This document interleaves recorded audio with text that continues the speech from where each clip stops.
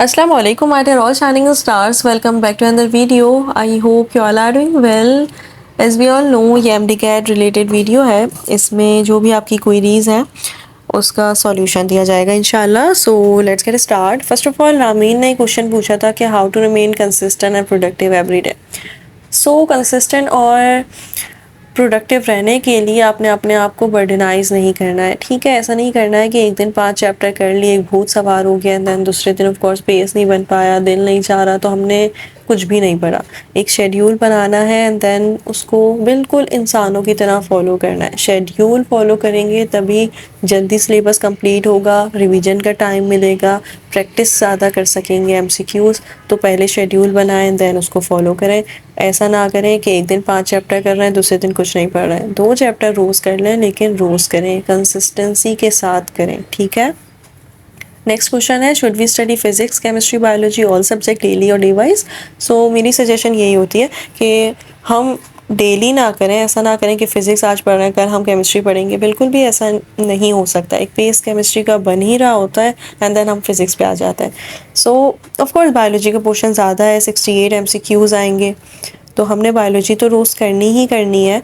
Book की reading करनी है, MCQs की प्रैक्टिस करनी है, लेकिन उसके साथ एक और सब्जेक्ट करना है. अब वो आपके ऊपर डिपेंड करता है कि इस वीक आप केमिस्ट्री करना चाहते हैं और नेक्स्ट वीक आप फिज़िक्स कर लें. तो फिज़िक्स और केमिस्ट्री को आप वीक वाइज करें एंड बायोलॉजी को ऑफ कोर्स डेली करें. तो ऐसे आपका सिलेबस भी ज़्यादा जल्दी हो जाएगा एंड ऑफ कोर्स आपको टाइम भी ज़्यादा मिलेगा. नेक्स्ट क्वेश्चन है, for organic and inorganics weekly revision enough. तो अगर आप पहले पढ़ रहे हैं तो आपको टाइम लगेगा. लाइक आप पहली दफ़ा पढ़ रहे हैं, सेकंड दफ़ा पढ़ रहे हैं, तो आपको ज़रूर टाइम लगेगा रिवीजन में भी, लेकिन आखिर में आप प्रो हो जाएंगे. तो इसकी टेंशन ना लें. लेकिन हाँ, अगर आप केमिस्ट्री एक वीक कर रहे हैं तो संडे को उसका पूरा रिवीजन कर लें. 3 दिन अगर आप इनऑर्गेनिक कर रहे हैं और 3 दिन ऑर्गेनिक कर रहे हैं तो ये बहुत इजी है, आप आसानी से रिवीजन कर सकते हैं. और जो चीज़ आपको मुश्किल लग रही है, ऐसा होता है कि एक पोर्शन ज़्यादा मुश्किल लगता है, एक पोर्शन इजी लगता है. फॉर मी इनऑर्गेनिक टफ था मेरे लिए, जबकि ऑर्गेनिक आसान था. तो इनऑर्गेनिक को ज़्यादा टाइम दें. अगर आपको मुश्किल लगती है, ऑर्गेनिक मुश्किल लगती है, तो ऑफकोर्स उसको ज़्यादा टाइम दें. कुछ भी मुश्किल नहीं है, हर चीज़ याद करने से और समझने से आसान हो जाती है. नेक्स्ट क्वेश्चन है, how to incorporate practice along with learning. तो प्रैक्टिस आपने ज़रूर करनी है. ऐसा नहीं हो सकता अगर हम आज चैप्टर पढ़ रहे हैं एंड देन संडे को हम उसकी MCQs की प्रैक्टिस करेंगे तो ये बहुत ज़्यादा लंबा गैप आ जाता है. तो जैसे चैप्टर पढ़ें वैसे ही फ़ौरन से MCQs की प्रैक्टिस करें. 2-3 सोर्सेज तो आपके पास होनी चाहिए, 5 पेपर अलग से, ताकि ऑफकोर्स कॉन्फिडेंस बिल्ड हो एंड आपको अपनी गलतियों का अंदाज़ा हो. जो टॉपिक गलत हो रहा है या जिस टॉपिक से MCQs गलत हो रहे हैं या नहीं आ रहा है या सॉल्व करने में प्रॉब्लम हो रही है, आंसर ठीक आ गया लेकिन सॉल्व करने में प्रॉब्लम हुई थी, तो वो टॉपिक बार बार करें, वापस से रिवीजन करें, संडे को उसका वापस रिवीजन करें. तो ऐसे ही आप प्रो हो सकते हैं. ठीक है. Like what should be the ratio of hours. अच्छा, आवर्स डिपेंड करता है, हम एक दूसरे को कंपेयर नहीं कर सकते. हमारी एबिलिटीज़ अलग होती हैं. कोई 5 घंटे में बहुत अच्छा पढ़ लेता है, कोई 12 घंटे में भी नहीं पढ़ सकता. तो आपने कंपेयर नहीं करना है, गलती नहीं करनी है. कुछ लोग आपको बोलेंगे कि हम 12 घंटे पढ़ते हैं दिन में, MDCAT के लिए हम 24 घंटे पढ़ रहे हैं, तो आपने वो गलती नहीं करनी है. आपने बिल्कुल अपने आप को कंपेयर नहीं करना है. शायद ऐसा हो, बहुत सारे आपको मिलेंगे. अभी आप अकेडमीज़ जाएंगे या फिर आप देखेंगे किसी ग्रुप वगैरह में, तो लोग बोल रहे होंगे हम इतने इतने घंटे पढ़ते हैं. तो जब रिज़ल्ट आएगा ना, तो ऑफकोर्स आपको मिलेगा कि भाई उनका रिज़ल्ट ऐसा नहीं आया जैसे सोचा था. ऑफकोर्स जब 12 घंटे कोई पढ़ रहा है या 10 घंटे पढ़ रहा है, तो प्लीज़ आवर्स को ना देखें. ऐसा ना हो कि आवर्स ही गिनते रह जाएं. ये देखें कि आप कितने अच्छे से पढ़ रहे हैं. प्रोडक्टिव स्टडी होनी चाहिए, आउटपुट मिलना चाहिए. ऐसा हो कि हमें फ़ायदा हो रहा हो, एडवांटेज हो, हमें समझ आ रहा हो. ये नहीं है कि हम किताब लेके बैठे हैं और 12-12 घंटे पढ़ रहे हैं किसी को बताने के लिए. तो ये गलती नहीं करनी है. ठीक है. अपने आप को कंपेयर नहीं करना है. जितना सूटेबल है, जो आपसे हो सकता है, बगैर बर्डनाइज किए अपने आप को या बगैर अपने आप को फोर्स किए, उतना कर लें. और आवर्स 5 to 6 इनफ होते हैं. ऑफ कोर्स स्टार्ट में थोड़ा हल्के हल्के ही लेके चलना होता है. जैसे मेंटोरिंग सेशन मैंने स्टार्ट किया तो वहाँ पे मैंने यही बताया कि हल्के हल्के ही स्टार्ट करना होता है. पहले 1 चैप्टर 2 चैप्टर ऐसे, फिर बाद में पेस बनता है. जब हम एक दफ़ा फ़ौरन से ही स्टार्ट कर देंगे कि हमने आज ही 4 चैप्टर कर लेने, तो ऑफ फिर दिल उचाट हो जाता है. तो ये गलती भी नहीं करनी है.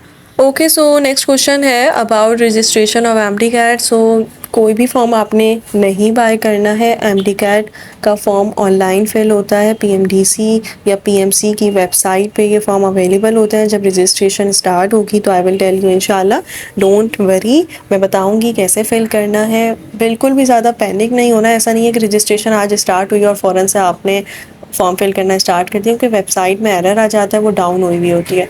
तो ये गलती नहीं करनी है। आराम और सुकून से पूरा 1 महीना रजिस्ट्रेशन चलती थी लास्ट ईयर तक। अब देखें क्या होता है, क्योंकि अभी तक स्टार्ट नहीं हुई है। बट फिर भी 5 दिन 4 दिन आराम से सुकून से जो ये वीडियो देखे वो प्लीज़ मेरी बात माने, और जब भी मैं बनाऊँगी इंशाल्लाह कि आराम से सुकून से फिल करना है। क्योंकि फिर जब मसले हो जाते हैं ना तो कॉल करते रहो पीएमडीसी को, लेकिन वो लोग अपनी ही मानते हैं। ईमेल करते रहो, बहुत मुश्किल होती है। तो इस मुश्किल से बचने के लिए अपने अंदर पेशेंस लाएं। एंड ऑनलाइन फिल होगा फॉर्म, चालान जनरेट होगा, एंड ऑफ कोर्स चालान आपने बैंक में जाके सबमिट करवाना होगा। वो मैं डिटेल में भी बता दूंगी, तो कोई ज़रूरत नहीं है टेंशन की। ऑनलाइन पोर्टल आएगा, आपने अपना पोर्टल बनाना होगा, ऑनलाइन फिल करेंगे फॉर्म को, चालान जनरेट होगा, चालान आप सबमिट करवा देंगे, that's it.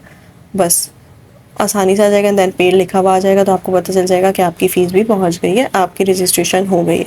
And then admit card आता है, वो अलग से है, वो सारे बता दूंगी मैं आराम से। ओके, सो नेक्स्ट क्वेश्चन है अबाउट यूनीज़। यूनिवर्सिटी कौन सी बेस्ट है? तो बेस्ट सारी यूनिवर्सिटीज़ हैं। इवन गवर्नमेंट सेक्टर में आपको सीट मिल रही है, ये बहुत बड़ी बात है, बेस्ट है बिल्कुल। तो कोई भी यूनी हो, आपने नाशुक्री नहीं करनी है, सारी यूनिवर्सिटीज़ बेस्ट हैं। कराची में 4 यूनिवर्सिटीज़ हैं, केएमडीसी है, एसएमवीएमसी है, जेएसएमयू है, जिन्ना सिंध मेडिकल यूनिवर्सिटी एंड डाव है। तो ये सारी यूनिवर्सिटीज़ बेस्ट हैं। एंड अगर इंटीरियर की बात करें तो वहाँ पे गंबद है और लम्स है। लम्स तो वाकई बहुत बेस्ट है।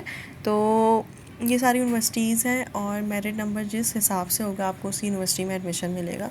तो ये आपके ऊपर डिपेंड नहीं करता, ये मेरे ख्याल से टोटली डिपेंड करता है लक पे कि आपकी किस्मत कहाँ आपको लेके जाना चाहती है। तो ऐसी नाशुक्री नहीं करनी है, दुआ हमेशा अच्छी की करनी है, मेहनत अच्छे के लिए करनी है, लेकिन जो भी मिल जाए वो बेस्ट है। ओके, सो नेक्स्ट क्वेश्चन है, फिज़िक्स न्यू बुक से पढ़नी है या पुरानी से? तो there is no need to follow new one, like old book आपने पढ़ी है तो ओल्ड बुक ही आपने फॉलो करनी है फॉर एमडीकैट। जो बच्चे फर्स्ट ईयर में अभी न्यू बुक पढ़ रहे हैं वो सेकेंड ईयर में भी न्यू बुक पढ़ेंगे, देन उनका एमडीकैट न्यू बुक से आएगा। तो आपने पुरानी बुक पढ़ी है, आपका एमडीकैट भी पुरानी बुक से आएगा। एंड देन नेक्स्ट क्वेश्चन है about past paper. So past paper भी आपने करने हैं, 2-3 सोर्सेज भी आपके पास होनी चाहिए। अनीस हुसैन के एमसीक्यूज़ बेस्ट है। अनीस हुसैन के एमसीक्यूज़ अगर आप लोग कर रहे हैं तो बहुत अच्छी बात है, क्योंकि उसमें कॉन्सेप्चुअल एमसीक्यूज़ अलग होते हैं, एंड देन ऑफ कोर्स उसमें आपको बुक की लाइंस अलग मिलेंगी। तो ये सब कुछ आपने ज़रूर फॉलो करना है। इसके अलावा एसकेएन की वर्कशीट्स मेरी फेवरेट थी। बायोलॉजी में एसकेएन की वर्कशीट्स बहुत हेल्पफुल है, बहुत ज़्यादा हेल्पफुल है, तो वो प्लीज़ ज़रूर कर लें। जैसे सपोर्ट एंड मूवमेंट चैप्टर हो गया, और रिप्रोडक्शन चैप्टर हो गया, कोऑर्डिनेशन एंड कंट्रोल हो गया। तो ये चैप्टर्स बहुत ज़्यादा है ना, कॉन्सेप्चुअल भी है और लर्निंग भी इसमें बहुत ज़्यादा है। तो अगर आप एसकेएन की वर्कशीट्स कर लेते हैं, उसमें अगर आप 200-300 एमसीक्यूज़ भी कर लेते हैं तो बहुत अच्छे तरीके से आपका चैप्टर प्रिपेयर हो जाएगा। तो एसकेएन की वर्कशीट्स ज़रूर करनी है आपने, अनीस हुसैन के एमसीक्यूज़ ज़रूर करने हैं, एंड पास्ट पेपर तो डेफिनेटली करना है। ओके, सो नेक्स्ट क्वेश्चन है, और ये वाकई में बहुत अच्छा क्वेश्चन है कि वो टॉपिक्स डेप्थ में करने हैं या नहीं जो हमारी बुक में बहुत छोटे छोटे लिखे होते हैं। तो एक बात याद रखें कि जो टॉपिक्स सिलेबस में हैं और आपकी बुक में नहीं है वो तो आपने डेफिनेटली करना है, लेकिन कुछ टॉपिक्स ऐसे होते हैं जो हमारी बुक में बहुत छोटे लिखे हुए हैं लेकिन फेडरल और पंजाब में बहुत बड़े बड़े लिखे हुए हैं। तो आपने सिर्फ अपनी बुक को फॉलो करना है और जितना लिखा हुआ है सिर्फ उतना ही करना है। कोई ज़रूरत नहीं है डीप में जाने की, क्योंकि इतना ज़्यादा नहीं पूछा जाता। बायोलॉजी की ज़्यादा बात करें तो बायोलॉजी में ऑफकोर्स ऐसा ही होता है, वो ज़्यादातर बुक की लाइंस देते हैं और आपकी बुक में जितना होगा उतना ही आएगा। एक दो एमसीक्यूज़ ऐसे होते हैं जो आ जाते हैं, सोर्स हमें भी पता नहीं होती कि कहाँ से आ गए हैं, लेकिन उन एक दो एमसीक्यूज़ के लिए मैं बिल्कुल भी ये नहीं कहूँगी कि बायोलॉजी में आप फेडरल और पंजाब पढ़ने बैठ जाएं। अपनी टेक्स्ट बुक को ही फॉलो करना है, गलती नहीं करनी है कि अपनी बुक को छोड़ दिया और पंजाब और फेडरल को आप फॉलो कर रहे हैं। ये याद रखें कि एमडीकैट में सिंध टेक्स्ट बुक ही फॉलो होती है।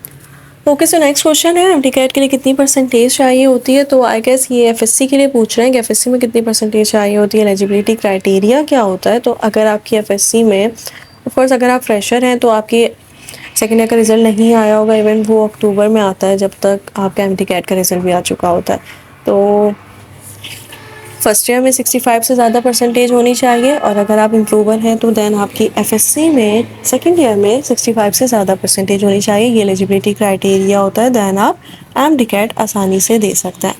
इसके अलावा टेस्ट की प्रिपरेशन के लिए कौन सी बुक फॉलो करें, तो you need to follow only your text book. अगर ये ऐसा बिल्कुल भी नहीं करना है कि दूसरी टेक्स्ट बुक को खोल लें, नेशनल बुक पर चले जाएं, अपनी टेक्स्ट बुक को ही फिंगर टिप्स पे लेना है, अपनी ही टेक्स्ट बुक को फॉलो करना है और अच्छे तरीके से उसको पढ़ना है, ठीक है। अपनी बुक के अलावा कोई भी आपने बुक नहीं पढ़नी है। 3 मेजर सब्जेक्ट होते हैं, केमिस्ट्री, फिजिक्स, बायोलॉजी, तो तीनों में आपने अपनी टेक्स्ट बुक को फॉलो करना है। एंड देन 2 माइनर सब्जेक्ट होते हैं, लॉजिकल रीजनिंग और इंग्लिश। इनको भी पीस ऑफ केक नहीं समझना है, इनकी भी प्रैक्टिस करनी है, लेकिन मेजर सब्जेक्ट ऑफ कोर्स ज़्यादा है और उनका पोर्शन ज़्यादा है, तो आपने उन पे ज़्यादा ध्यान देना है as compare to logical reasoning and English के, उन्हीं को लेके बैठ जाएँ। नेक्स्ट क्वेश्चन का भी यही आंसर है। एमडीकैट के लिए आपकी अपनी टेक्स्ट बुक ही फॉलो होती हैं, उन्हीं से पेपर आता है, जो आपने फर्स्ट ईयर सेकेंड ईयर में पढ़ा है बस उसी का टेस्ट होता है ये एमडीकैट। एंड देन आप एमबीबीएस एंड पीडीएस के लिए एलिजिबल हो जाते हैं। अगर आपका एग्रीगेट बन जाता है देन आपको गवर्नमेंट सेक्टर में एडमिशन मिल जाता है, पब्लिक सेक्टर यूनिवर्सिटीज़ में। सो नेक्स्ट क्वेश्चन है कि सिंध टेक्स्ट बुक को फॉलो करें तो 200 मार्क्स आ सकते हैं, तो बिल्कुल आ सकते हैं। कि एक र्यूमर होता है कि भाई फेडरल और पंजाब को फॉलो ज़रूर करना है या उसी में से पेपर आ रहा होता है, बिल्कुल भी नहीं, ऐसा बिल्कुल नहीं होता है। आपने अपनी टेक्स्ट बुक को पढ़ना है, उसी को फॉलो करना है और उसी से पेपर आएगा। इवन ऑर्गेनिक भी अपनी ही टेक्स्ट बुक से आती है। बायोलॉजी में 1-2 एमसीक्यूज़ आ गए तो आ गए, वो सोर्सेस हमें भी नहीं पता होती कि वो कहाँ से आ रहे हैं, लेकिन वो 1-2 एमसीक्यूज़ के लिए हम नेशनल पढ़ने नहीं बैठ जाएंगे, वो आपने अपनी टेक्स्ट बुक को ही कवर करना है। देन आसानी से अगर आप बहुत अच्छे से पढ़ते हैं अपनी केमिस्ट्री को, फिज़िक्स को, बायोलॉजी को, तो आप इजीली अटैम्प्ट कर सकते हैं 180 प्लस 190 प्लस, तो ठीक है। इसके अलावा कोई भी बुक फॉलो नहीं करनी है। ओके, सो नेक्स्ट क्वेश्चन है एमडीकैट के लिए कौन सी बुक फॉलो होती है, तो एमडीकैट के लिए आपकी टेक्स्ट बुक ही फॉलो होगी। इसके अलावा आपने कोई भी बुक को फॉलो नहीं करना है। 3 सब्जेक्ट होते हैं major, chemistry, physics, biology. First year second year दोनों की आपने बायोलॉजी, फिजिक्स, केमिस्ट्री पढ़नी है। और ये टेस्ट बेसिकली ऐसा ही होता है कि आपने कितने अच्छे से फर्स्ट ईयर और सेकेंड ईयर पढ़ा है, एंड उस बेस पे आपको एमडीकैट देना होता है। ये टेस्ट होता है for securing admission and MBBS and BDS. BDS और एमबीबीएस के लिए टेस्ट देना होता है और किसी फील्ड के लिए ये ज़रूरी नहीं है। एंड इसके अलावा 2 और सब्जेक्ट होते हैं बट वो माइनर होते हैं, इंग्लिश और लॉजिकल रीजनिंग। इसको भी पीस ऑफ केक नहीं समझना है, ये इजी नहीं होता है, इसके लिए भी प्रैक्टिस चाहिए होती है। So practice makes the man perfect. Logical reasoning वाकई बहुत प्रैक्टिस करनी है ताकि वो बहुत अच्छे तरीके से सॉल्व हो और बहुत जल्दी हो, विद इन टाइम करना होता है। और ये 3.5 आवर्स का पेपर होता है, तो ऑफकोर्स आप अंदाज़ा लगा सकते हैं कि इसमें आपने फिजिक्स भी करना है, केमिस्ट्री, बायोलॉजी, तो आपको आना चाहिए कि कैसे सॉल्व करना है। ओके, सो नेक्स्ट क्वेश्चन है कि कैलकुलेटर अलाउ नहीं होता तो फिज़िक्स में हम कैसे कैलकुलेशंस करेंगे, तो वो कैलकुलेशन इतनी इजी होती है कि आप आसानी से विदाउट कैलकुलेटर कर सकते हैं। बट ऑफ कोर्स हमारा बैकग्राउंड प्री मेडिकल का होता है, तो हम ये बेसिक भी बहुत मुश्किल से कर रहे होते हैं। तो of course practice makes the man perfect. आपने प्रैक्टिस करनी है, देन फिंगर टिप्स पे होके आपका बहुत ईजी हो जाएगा। एंगल वगैरह याद करने होते हैं। इसके अलावा आपको आना चाहिए रूट निकालना, बहुत ईजी हो जाता है। मेरी पूरी कोशिश होगी कि मैं वीडियो बना दूं ताकि हम शॉर्ट ट्रिक्स और शॉर्टकट्स वगैरह डिस्कस कर लें, बट ये बहुत इजी होता है। कैलकुलेशंस वही आती हैं जो आप इजीली कर सकते हैं। ऐसा नहीं है कि आपको बड़ी बड़ी कैलकुलेशन दे देंगे, जो ऑफ कोर्स विदाउट कैलकुलेटर होना नामुमकिन है। अच्छा, नेक्स्ट क्वेश्चन है किस किस जगह होता है, इसके सेंटर पड़ता है। एंड लास्ट ईयर एक्सपो में हुआ था, एंड कभी कभी कराची यूनिवर्सिटी में होता है। लाइक आपको पता है कि लास्ट ईयर 2 टाइम्स हुआ था एमडीकैट, तो एक दफ़ा एक्सपो सेंटर में सबका सेंटर पड़ा था कराची वालों का, एंड एक दफ़ा पढ़ा था कराची यूनिवर्सिटी में, एंड डाउ में भी होता है टेस्ट, तो ओजा कैंपस में भी होते हैं और आई गेस अदर कैंपस में भी होते हैं। तो ये बात है कि सेंटर्स पढ़ते हैं, वो आपको बता देंगे, एडमिट कार्ड पर रिटर्न होते हैं, इसके लिए कोई ज़रूरत नहीं है टेंशन की। एंड कौन सी बुक बाय करनी होती है, तो बुक आपने अपनी टेक्स्ट बुक को ही फॉलो करना है। प्रैक्टिस मटेरियल आप ज़रूर बाय करें, प्रैक्टिस मटेरियल आप ऑनलाइन भी ले सकते हैं, तो वो totally depend on you. One more thing कि अगर डेंटल में लेना है तो क्या करना होगा, तो अगर आपने डेंटिस्ट बनना है, बीडीएस में एडमिशन लेना है, तब भी आपने एमडीकैट ही देना होगा। एमडी कैट एमबीबीएस और बीडीएस दोनों के लिए देना पड़ता है। अगर आप प्राइवेट सेक्टर या पब्लिक सेक्टर किसी में भी एडमिशन लेना चाहते हैं, आपने इस टेस्ट को ज़रूर पास करना है, ठीक है। तो डेंटिस्ट बनने के लिए भी आपने इस टेस्ट को पास करना ज़रूरी है। एमडी कैट ज़रूर देना है, रजिस्ट्रेशन ज़रूर करवानी है। इवन अगर आप नम्स भी देना चाहते हैं तो नम्स के लिए भी आपने एमडी कैट ज़रूर देना है, ठीक है। Okay, so that's it. This is enough from my side. If you have further any query, then comment down your queries. Inshallah, we will make part 2 of this video. Don't you worry. And one more thing, if you are interested in a mentoring session, then please enroll yourself before August and quickly, ताकि आपको benefit ज़रूर हो. Allah Hafiz. All the best to all of you.